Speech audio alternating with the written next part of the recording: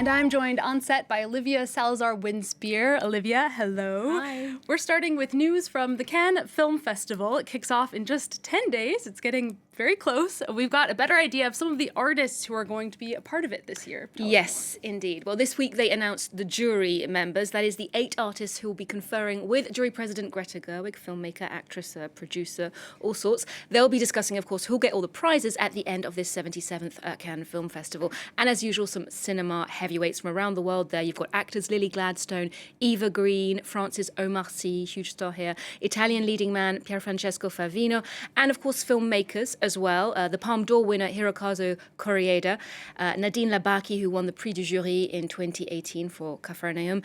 And while we will only discover, of course, the winner of that big prize, the PalmeD'Or, on May 25th, that's the end of the festival, we already know who one of the prizes are going to, and that is Meryl Streep. She'll be getting an honorary PalmeD'Or for her body of work, her whole career. In recent years, they've honoured people like Jane Fonda, Agnes Varda, Forest Whitaker, and it was about time for Meryl Streep, obviously, because she's quite familiar with the festival. She went to Cannes in 1989, where she won a prize for her performance, Best Actress, for the film A Cry in the Dark. And obviously, she'll struggle to find room on her shelves for this next prize, because between 1979 and 2011, Meryl Streep has won 3 Academy Awards, and she has that very special honour of being the most nominated actor in the Academy Awards in history, with countless other prizes as well. And so that will be awarded at the opening ceremony, which is on Tuesday 14th in the evening. And of course, we'll be bringing you all the news from the Cannes Film Festival as it kicks off on that Tuesday the 14th and throughout the event. I am so jealous. I'd love to go this year. Meryl Streep, Omar Sy, Greta Gerwig, great lineup.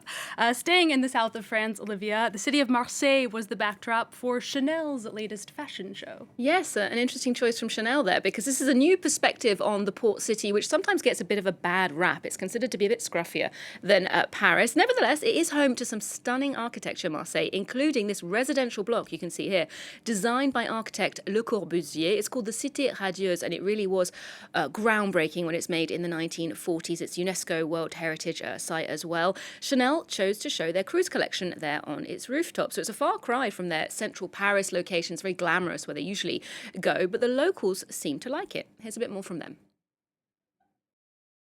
There's a big gap between Marseille and luxury goods in particular, in terms of the city's appearance. And for a haute couture house to come into this area, I think it's not bad at all. Maybe it's not too bad. It will open the door for other houses to say, it might be cool if we came too. I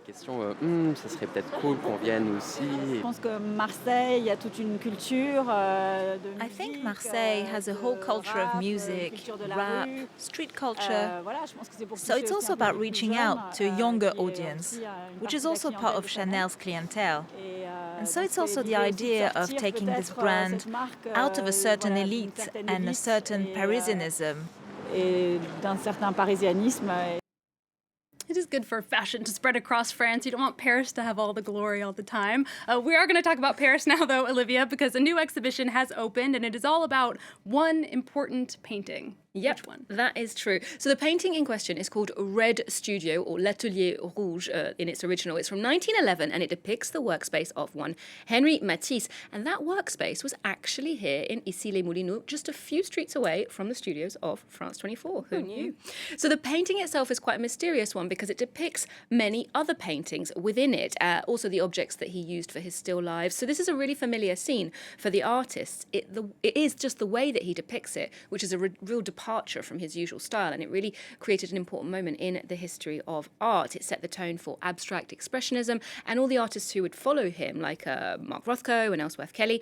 So here's more from the curator at the MoMA in New York, where the painting was actually on display before.